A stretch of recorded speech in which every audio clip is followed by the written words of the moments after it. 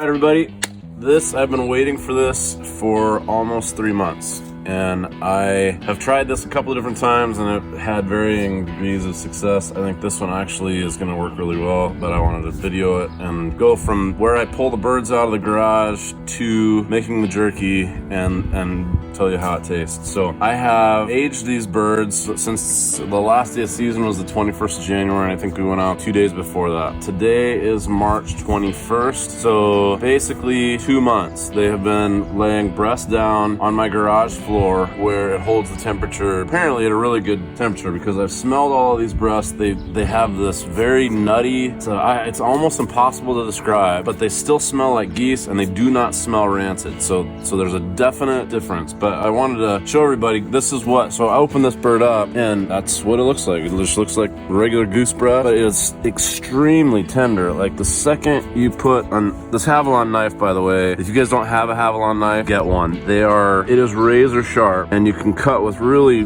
really great precision, but this meat is so tender. Pull the skin back, and the skin, actually, I'm surprised, the feathers haven't started to slip, in really good shape, and they've just been laying on the floor of the garage on that concrete, that cold concrete.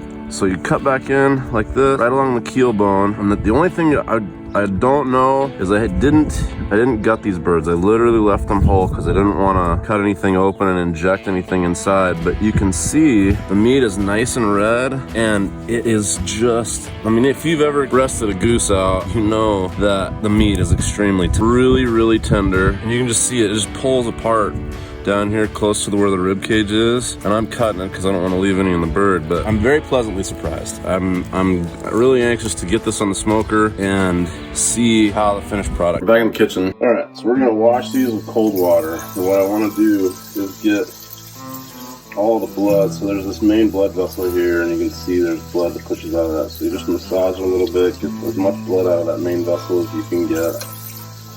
We're gonna do that to all of these. Now, some of these, where right in this corner right here is where it attaches, and there's an open spot there into the lung cavity.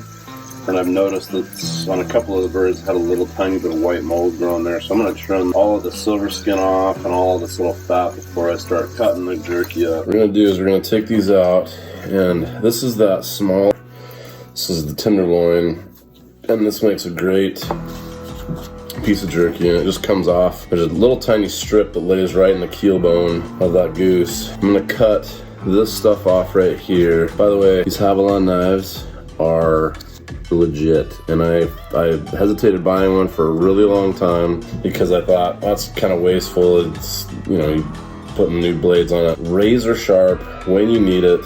And they're not sponsoring this. Like, I like knives, I like to sharpen knives, but when I need a good sharp knife, and I know when I open that blade, it is gonna be razor sharp, and it is. They are, like, I haven't cut myself with it yet, which I'm kind of happy about. I'm trying to avoid that because I think that it would require a trip to the hospital. They're that sharp. Cut all the silver skin off. And these have a weird aroma. I mean, goose doesn't smell that great anyway. And it's not that it smells bad, it's just definitely different than when you open them up the day of the kill and cut them. So we're just gonna cut across the grain, about 1/4 inch slices. And this is so sharp that it glides right through it. And the meat is extremely tender. The whole purpose behind aging it is to get all of those enzymes working on the meat. So we're gonna see if I can get this on the smoker and get the spices and all that stuff in it, if it tastes any good. I don't think that it's bad, it just is, it's aged, so it has some character in it. So for 7.5 pounds of meat, I've got 1/2 cup of tender quick salt, 2 cups of brown sugar, 3 tablespoons of onion powder, 2 teaspoons of celery salt, and 1 teaspoon of red pepper. That's the garlic slurry that I just made. That's gonna make that nice and tasty. And then these spices. So you need to make sure you get it mixed up evenly. And the way I figure that out is when the brown sugar no longer has any clumps, it's not all stuck together, and it's in one uniform shape and color. You can see it turns this really nice mahogany red color, and that's what you want. Now I'm gonna get this into 2 Ziploc bags. You want to move fairly quickly after you get the spices in it, because the sugar and the salt really start pulling the moisture out of the meat. It takes the spices with it. So you want those spices, you want it marinating that meat. I take my bags and I fold the tops over so you don't get anything on the zipper, and then you just feed it in there. First one's always the hardest to get in there without getting stuff everywhere. We've got these bags. Now the trick to this is you want to get all the air out of this that you can so it doesn't have any air pockets. So I start to seal it, keep pressing until it starts to push up in that open spot of that bag, and then seal the bag off. And then you want to smash it out so that it is as thin as you can make it. Those are the 2 bags. We've got 2 Ziploc bags. We'll get those in the refrigerator and then we'll smoke them.